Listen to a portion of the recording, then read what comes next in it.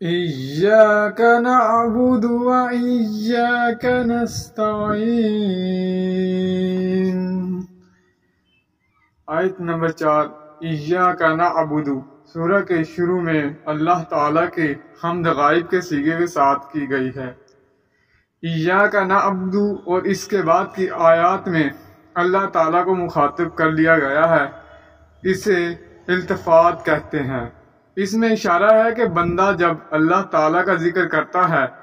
تو اسے اس کا قرب اور اس کی بارگاہ میں حاضری کا شرف حاصل ہو جاتا ہے۔ اب وہ براہ راست خطاب کے صیغے سے اپنی درخواست پیش کرتا ہے۔ عربی زبان میں جملہ فعلیہ کی ترتیب یہ ہے کہ پہلے فعل، پھر فاعل اور اس کے بعد مفعول۔ اگر بعد میں آنے والے لفظ کو پہلے لایا جائے تو اس سے کلام میں تخصیص یا حصر پیدا ہو جاتا ہے۔ إِيَّاكَ نَعْبُدُ اصل میں نعبدک ہم تیری عبادت کرتے ہیں تھا۔ مفعول قاف ضمیر کو نعبد سے پہلے لایا گیا تو إِيَّاكَ نَعْبُدُ ہو گیا، جس سے کلام میں حصر پیدا ہو گیا، یعنی ہم تیری عبادت کرتے ہیں، کسی اور کی نہیں کرتے۔ اس مفہوم کو ہم صرف تیری عبادت یا ہم تیری ہی عبادت کرتے ہیں کے ساتھ ادا کیا جاتا ہے۔ یہ بائینہ لا الہ الا اللہ کا مفہوم ہے، یعنی عبادت کے لائق اللہ تعالیٰ ہی ہے، دوسرا کوئی نہیں۔ عبادت کا معنی کسی کو غیبی طاقتوں کا مالک سمجھ کر اس سے انتہائی درجے کی محبت کے ساتھ اس کے سامنے انتہائی درجے کی عاجزی، ذلت اور خوف ہے۔ یہ حق صرف اللہ تعالیٰ کا ہے۔ اسلام نے بندوں کو ایسی ہر غلامی سے آزادی دلا کر صرف ایک ذات پاک کا بندہ اور عبد بنا دیا جو انہیں پیدا کرنے والی اور ان کی پرورش کرنے والی ہے۔ عبادت صرف اس کی ہے،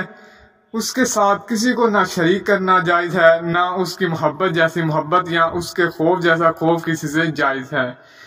افسوس کے بعض مسلمان اللہ کے گھر میں داخل ہوتے یا نکلتے وقت اتنے خوف زدہ اور لرزہ براندام نہیں ہوتے جتنے وہ کسی قبر پر یا کسی پیر کے پاس جاتے یا واپس آتے وقت ہوتے ہیں۔ ہر نماز کی ہر رکعت میں إِيَّاكَ نَعْبُدُ کے عہد و اقرار کے بعد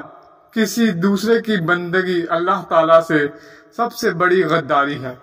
جسے وہ کبھی معاف نہیں فرمائے گا۔ دیکھیں سورہ نساء میں آیت نمبر 116 میں اللہ تعالیٰ نے قرآن مجید میں 3 جگہ فرمایا ہے کہ ان لوگوں نے اللہ کی قدر اس طرح نہیں کی جیسے اس کی قدر کا حق ہے۔ سورہ انعام کی آیت نمبر 21 اور سورہ حج کی آیت نمبر 74، سورہ زمر کی آیت نمبر 67۔ وَإِيَّاكَ نَسْتَعِينُ نستعین اون میں سے باب استفعال فعل مضارع جمع متکلم کا صیغہ ہے، جو اصل میں نستعین تھا۔ اس میں بھی إِيَّاكَ پہلے آنے کی وجہ سے حصر ہے، یعنی ہم تجھ سے مدد مانگتے ہیں، کسی دوسرے سے نہیں۔ یہاں سے بندے کی درخواست شروع ہوتی ہے جو اللہ تعالیٰ کے فرمان کے مطابق قبول ہو چکی۔ إِيَّاكَ نَعْبُدُ کو پہلے اور إِيَّاكَ نَسْتَعِين کو بعد میں ذکر کر کے دعا کا سلیقہ سکھایا گیا ہے کہ درخواست سے پہلے اللہ کی حمد و ثنا اور تمجید، پھر اپنی زندگی اور اپنے تعلق کا حوالہ پیش کرو، یعنی اپنے عمل کے وسیلے سے درخواست کرو، یہ وسیلہ حق ہے۔ جیسا کہ فرمایا، ترجمہ سورہ آل عمران کی 193 نمبر آیت ہے، اے ہمارے رب، بے شک ہم نے ایک آواز دینے والے کو سنا جو ایمان کے لیے آواز دے رہا تھا کہ اپنے رب پر ایمان لے آؤ، تو ہم ایمان لے آئے۔ اے ہمارے رب، پس ہمیں ہمارے گناہ بخش دے اور ہم سے ہماری برائیاں دور کر دے اور ہمیں نیکیوں کے ساتھ فوت کر۔ یہ صحیح بخاری میں بھی ہے، 3465 نمبر حدیث ہے۔ میں غار میں پھنسنے والے 3 آدمیوں کا قصہ بھی اس کی دلیل ہے کہ اللہ تعالیٰ کے لیے اخلاص سے کیے ہوئے اعمال کے وسیلے سے دعا قبول ہوتی ہے، البتہ کسی شخص کا نام لے کر اس کی ذات یا اس کی حرمت وغیرہ کے وسیلے سے دعا کرنا کتاب و سنت سے ثابت نہیں۔ مثلا یہ کہنا کہ یا اللہ فلاں کے وسیلے یا طفیل یا واسطے سے یا بحرمت فلاں میری دعا قبول کر۔ تفصیل کے لیے دیکھیے سورہ بقرہ کی آیت نمبر 37 میں اس کی تفسیر ہے۔ تو ایاک نعبد کے بعد و ایاک نستعین لانے میں یہ سبق بھی ہے کہ آدمی یقین رکھے کہ وہ کوئی بھی نیکی اللہ تعالیٰ کی مدد کے بغیر نہیں کر سکتا،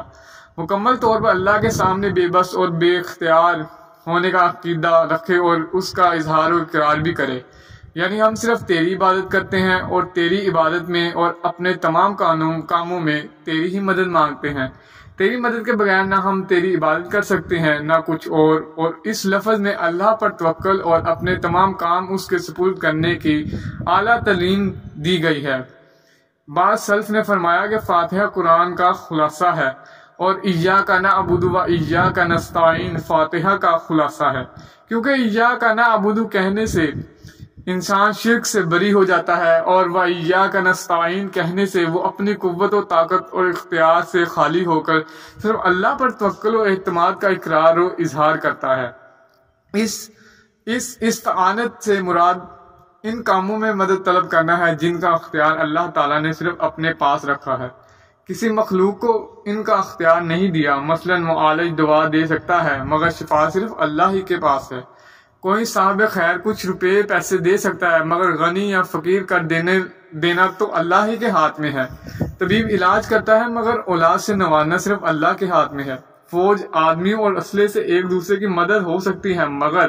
فتح و شکست اللہ کے ہاتھ میں ہے۔ غرض دنیا کے ظاہری اسباب و وسائل جو انسانوں کو عطا کیے گئے ہیں ان میں سے ایک دوسرے سے مدد مانگنا بھی جائز ہے اور ایک دوسرے کی مدد کرنا بھی لازم ہے، جیسا کہ فرمایا نیکی اور تقوی پر ایک دوسرے کی مدد کرو، المائدہ کی آیت نمبر 2 ہے۔ افسوس کہ بعض لوگ ان ہستیوں کی مدد کے لیے پکارتے ہیں جو سنتی ہی نہیں، نہ پاس موجود ہوتی ہیں، اور ایسی چیزوں کی مدد مانگتے ہیں جو اگر وہ زندہ ہوں یا سن رہی ہوں تب بھی ان کے اختیار میں نہیں۔ کتنا ظلم ہے کہ نماز کی ہر رکعت میں ایاک نستعین صرف تجھی سے مدد مانگتے ہیں کا اقرار بھی کرتے ہیں، پھر غیر اللہ سے مدد بھی مانگتے ہیں، مثلا یا رسول اللہ اغثنی، اے اللہ کے رسول میری مدد کیجیے، اے مولا علی، اے شیر خدا میری کشتی پار لگا دینا، المدد یا غوث اعظم، مدد کن یا معین الدین چشتی۔ غرض صرف اللہ تعالیٰ سے مدد مانگنے کے عہد و قرار کے بعد غیروں کو رب تعالیٰ کا شریک بنا کر انہیں رب کے اختیارات کا مالک سمجھتے ہیں اور ان سے استغاثہ و استعانت کرتے ہیں۔ یہاں ایک سوال یہ ہے کہ ایاک نعبد سے آخری فاتحہ تک دعا کرنے والا جمع کے صیغے سے دعا کرتا ہے، جبکہ دعا کرنے والا ایک ہے، اس لیے واحد کا صیغہ ہونا چاہیے تھا۔ اگر جمع کا لفظ تعظیم کے لیے مانا جائے تو یہ دعا کے مناسب نہیں ہے۔ جواب اس کا یہ ہے کہ بندہ اپنی انتہائی تواضع کی وجہ سے اللہ تعالیٰ کی عالی بارگاہ میں اپنی درخواست اکیلا پیش کرنے کی جرات نہیں کرتا، بلکہ تمام عبادات کرنے والے جن و انس اور فرشتوں کے ساتھ مل کر پیش کرتا ہے کہ ہم سب جن میں تیرا یہ عاجز بندہ بھی ہے، تیری عبادت ہی کرتے ہیں اور تجھی سے مدد مانگتے ہیں۔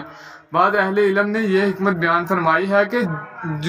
جمع کے صیغے میں ایک لطیف و تواضع پائی جاتی ہے، وہ یہ کہ واحد کے صیغے میں اپنی کچھ بڑائی کا اظہار ہوتا ہے جو جمع کے صیغے میں نہیں۔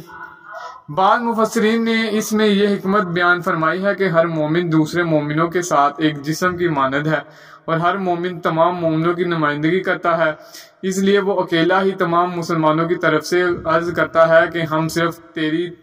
تعریف کرتے ہیں اور صرف تجھی سے مدد مانگتے ہیں۔ رسول اللہ صلی اللہ علیہ وآلہ وسلم نے فرمایا، ایمان والے لوگ ان کے خون آپس میں برقرار ہوتے ہیں، ان کا سب سے معمولی آدمی بھی ان کے عہد کو پورا کرنے کی کوشش کرتا ہے اور وہ اپنے سوا سب کے مقابلے میں ایک ہاتھ ہوتے ہیں۔ ایاک نعبد و ایاک نستعین سے یہ بات بھی معلوم ہوتی ہے کہ ہم عبادات و استعانت کی بہترین صورت اجتماعی عبادت و استعانت ہے، اس لیے اللہ تعالیٰ نے ان دونوں کی جامع صورت نماز کو باجماعت ادا کرنے کا حکم دیا ہے۔ سورہ بقرہ کی آیت نمبر 43 ہے، اور نماز قائم کرو اور زکوٰۃ دو اور رکوع کرنے والوں کے ساتھ رکوع کرو۔ ایاک نستعین میں یہ ذکر نہیں فرمایا کہ کس کام کے لیے مدد مانگتے ہیں تاکہ وہ عام رہے، مقصد یہ ہے کہ ہر کام میں تیری ہی مدد مانگتے ہیں۔